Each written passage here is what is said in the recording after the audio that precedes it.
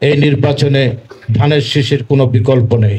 ধানের শীষ যদি জয়লাভ করে তাহলে বাংলাদেশ জয়লাভ করবে। বেগম খালেদা জিয়া বাংলাদেশের রাষ্ট্রপতি হবেন, তারেক রহমান প্রধানমন্ত্রী হবেন। এটাই হলো আগামী দিনের বাংলাদেশ। এর বাইরে যদি কিছু হয় এই বাংলাদেশ থাকবে না। তাই শেখ হাসিনার মতো একটা ফ্যাসিস্ট এদেশে হাজার হাজার মানুষকে গুলি করে হত্যা করেছেন। আমরা তাই বলতে চাই, আজকে যে নির্বাচন হবে এই নির্বাচনে ধানের শীষের কোনো বিকল্প নেই। ধানের শীষ যদি জয়লাভ করে তাহলে বাংলাদেশ জয়লাভ করবে। ধানের শীষ যদি জয়লাভ করে দেশের স্বাধীনতা সার্বভৌমত্ব রক্ষা পাবে।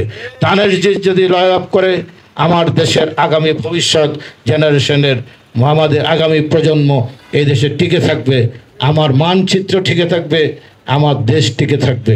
অতএব দেশের অর্থনীতি, দেশের উন্নয়ন, সামাজিক উন্নয়ন থেকে আমাদের নারী সমাজের আজকে সবচেয়ে বড় ভূমিকা। 51% আমাদের ভোটার হচ্ছেন নারীরা। এরা যদি সঠিকভাবে এই জামাতের যে ভুল ব্যাখ্যা ইসলামের যে শিরক করছেন, দাঁড়িপাল্লায় ভোট দিলে ভেস্তে যাবেন, এর প্রতিবাদে আমি আমার এলাকায় অনেকগুলো মহিলা সমাবেশ করেছি। দেখলাম যে না, আমাদের মা বোনরা আজকে অনেক আগে এগিয়ে আছেন, কারণ বেগম খালেদা জিয়া তাদেরকে শিক্ষিত করেছেন। প্রত্যেকটি মা বোনের কাছে একটি করে স্মার্টফোন আছে গ্রামের। তারা এটা আজকে সারা পৃথিবীর সব কিছু তাদের চোখের সামনে ভেসে আসে মা বোনরা। অতএব মায়েদের ভোটে বেগম খালেদা জিয়া 91 সালে প্রধানমন্ত্রী হয়েছিলেন। আজকে 2026 সালের ফেব্রুয়ারি মাসের ভোটে আজকের এই মা বোনদের ভোটে ধানের শীষকে তারা জয়লাভ করবেন। যেই ভোটের মাধ্যমে ইনশাল্লাহ বেগম খালেদা জিয়া বেঁচে থাকবেন, বেগম খালেদা জিয়া বাংলাদেশের রাষ্ট্রপতি হবেন, তারেক রহমান প্রধানমন্ত্রী হবেন। এটাই হলো আগামী দিনের বাংলাদেশ।